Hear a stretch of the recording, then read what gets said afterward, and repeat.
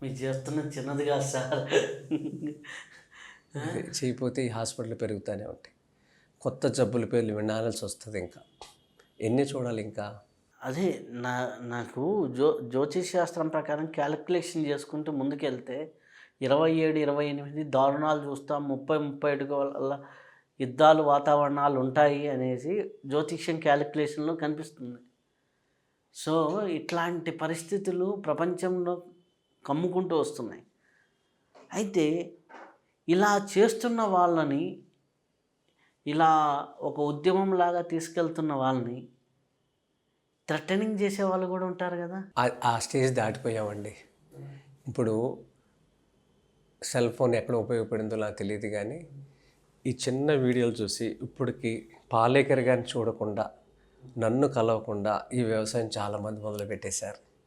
అంటే ఈ జ్ఞానం వెళ్ళిపోయింది. ఈ భూమి మీద మా అవసరం ఎవరికి లేదు. ఇంకా ఈ ఉద్యమం అయితే వెళ్తుంది ఖచ్చితంగా. మొన్న నేను కృష్ణా జిల్లాలో ఒక ఊరులో పర్యటించా 2 రోజులు. నేను నలుగురిని కలిశాను.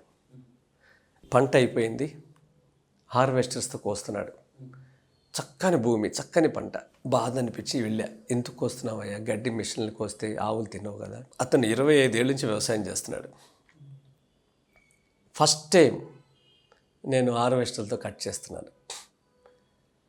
గతంలో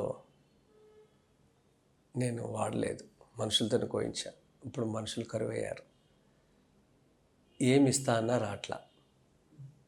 బేసిక్గా పని చేయడానికి ఇష్టం లేకుండా పోయింది.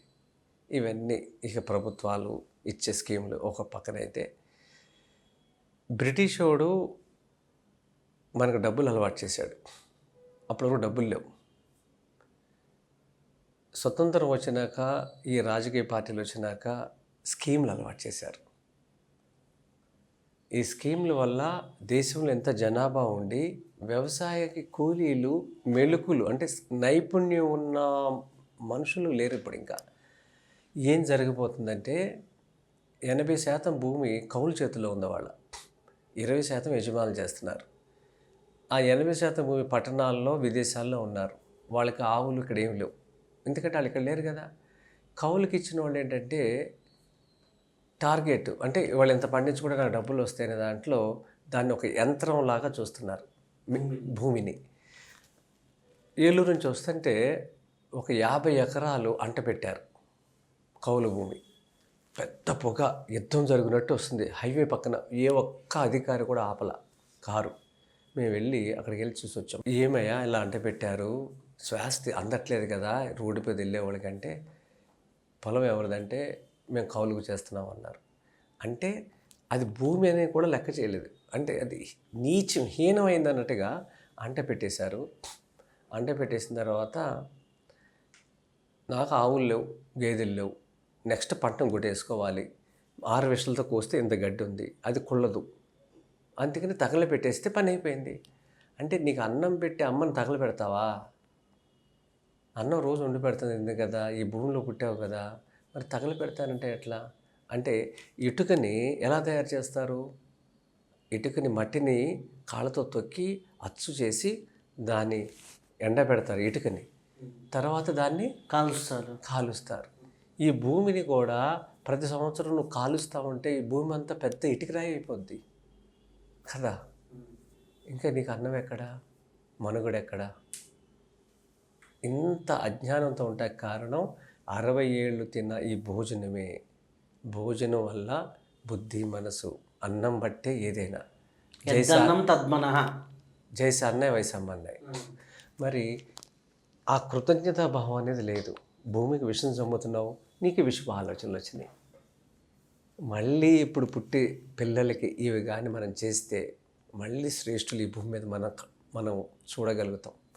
ఇది నా వికారాబాద్ పొలంలో, తెలంగాణలో ఒక 18 నెలలు 12 మంది మహిళలకి, ఎవరైతే డెలివరీ అయ్యారో కొత్త వాళ్ళు తీసుకుంటున్నాను, అలా 12 మంది మహిళలకి, అబ్బాయికి సమస్యలు ఉన్న వాళ్ళకి ఆ 2 రకాల బియ్యాలు ఇచ్చాను. మా పెళ్ళే సాంబా, కుల్లాకర్ రైస్.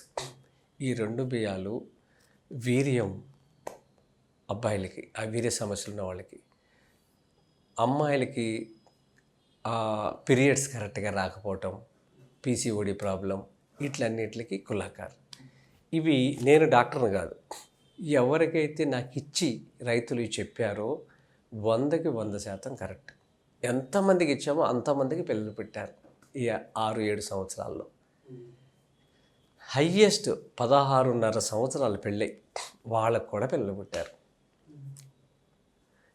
అంటే నేచర్ డిజైన్ ఇది. ఒక్కొక్క మెడికల్ షాప్లో ఒక్కొక్క నాకు ఈ నొప్పి ఉందనగానే వాడు 6లో 7లో చేపెట్టి అక్కడి నుంచి తీస్తాడు, ఇక్కడ ఉండే మళ్ళీ ఇక్కడ తీస్తాడు. ఇలా ఒక మెడికల్ షాప్లో ఎన్ని మందులు ఉన్నాయో అవి దేనికి పని చేస్తాయో కానీ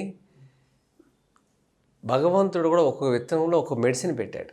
అందుకే ఈ భారతదేశంలో 6 లక్షల వరి విత్తనాలు, వరి విత్తనాలు 6 లక్షలు మహాభారత కాలంలో. ఇప్పటికీ 5,000 రకాలు ఉన్నాయి. ఇవన్నీ ధ్వంసం చేయగా ఇప్పటికీ 5,000 ఉన్నాయి. 5,000 విత్తనాలు, 400 రకాలు మా దగ్గరే ఉన్నాయి. ఒక్కొక్క దాంట్లో ఒక గుణం, ఒక్కొక్క దాంట్లో ఒక గుణం. ఈ బియ్యం కేవలం ఆకలిస్తే కడుపు నింపుకుంటా కాదు, ఔషధంతో కూడిన బియ్యం. అసలు దీన్ని రీసెర్చ్ చేయాలంటే ఎన్ని జన్మలు ఎత్తాలి ఈ భూమి మీద. ఒక బియ్యం ఉంది నివారిణి, దాని పేరు చూడండి, అది చక్కని పేరు నివారిణి. ఇప్పుడు నవారా అని పిలుస్తారు. ఆ బియ్యం గొప్పతనం ఏంటంటే ఈ సృష్టికి విచిత్రం అది. మన తోలు తీస్తే మనం ఏమైపోతాం? మన తోలు ఊడిస్తే ఏమైపోతాం? మజిలంతా ఏది ఊడిపోతుంది. మనం మొత్తం శరీరంలో తోలు తీసేస్తే మనం ఉంటామా ప్రాణంతో? దాని తోలు తీసినా అది బతికే ఉంటుంది. అది విషయం. అంటే దాని పుట్టు తీసామనుకోండి జీవం పోద్ది కదా, కానీ దాని జీవం ఉంటుంది. ఇప్పుడు మన తోలు తీస్తే మనకు జీవం ఉండదు కదా, కానీ దాని తోలు తీస్తే దానికి జీవం ఉంటుంది. అలాంటి విత్తనం ఉంది ఈ భారతదేశంలో. దాన్ని సగం పగలు కొట్టినా నేను బతుకుతాను అంటది. ఆ సగాన్ని నానబెట్టినా మొలకొస్తుంది. బియ్యం నుంచి మొలకొస్తుంది. అది విషయం. బియ్యం నుంచి మొలక రాదు కదా. బియ్యాల్లో మొలకలు వస్తాయా? వడ్ల నుంచి మొలకలు వస్తాయి, కానీ దాని బియ్యం నుంచి మొలకొస్తుంది. అది తింటే ఏం ప్రయోజనం? తింటే ఎవరి గొప్పుడు వాళ్ళు. అన్నం వండుకుంటే ఎంత అన్నం వస్తుందో అది వాళ్ళ కడుపుకు సరిపోతుంది. ఎవరి పర్సనాలిటీ తగ్గట్టు గుప్పుడు పట్టుకుంటే బియ్యం అరిచేతులు ఎన్ని బియ్యం వస్తుందో అంతకు మించి ఒక ముద్ద తినలేడు. కానీ ఎవరు తినరు, ఎందుకంటే దాంట్లో ఫైబరు 30 టైమ్స్ నమిలితే కానీ అది దిగదు. అది కిందకి 14.5% ఫైబర్. కొర్రల్లో ఎంత ఉందో దాంట్లో అంతుంది. దీంట్లో ఎక్కడ ఆధారాలు, పుస్తకాలు, దీనికి సంబంధించిన శాస్త్రం ఎక్కడ లేదు. మేము ఏదో కొద్దిపాటి తెలుసుకుని ఈ 15 ఏళ్లలో మేము మా అనుభవంలోకి వచ్చినాయి చెప్తున్నాం. దీనికి సంబంధించి ఎక్కడా రాయలేదు. ఎందుకు మరి భారతదేశంలో ఒక విత్తనం మీద ఎక్కడా రీసెర్చ్ చేసిన విషయాలు లేవు. అది బియ్యం నానబెట్టి చూశారు. నానబెడితే ఒకరోజు కుండీలో పోస్తే ఆ నీళ్ళకి తేమగా మొలకలు వచ్చినాయి. ఇలా ప్రయోగాలు జరిగినాయి మాకు. బియ్యం నుంచి మొలకలు రావటం ఏంటి, నూకల నుంచి మొలకలు రావటం ఏంటి? అంటే జీవగుణం అంత ఉంది. నేను బతుకుతాను, అది తింటే నువ్వు బతుకుతావు ఉంటుంది. నన్ను తింటే నువ్వు బతుకుతావు ఉంటుంది. ఎంత ఎత్తు ఎంత బరువు ఉంటారో అంత చేసుకొచ్చి వదిలిపెట్టుతుంది, వేస్ట్ లేకుండా బాడీలో. నివారిణి అంటే నీ బిఎంఐ సిస్టాన్ని అది కరెక్ట్ చేసేస్తుంది.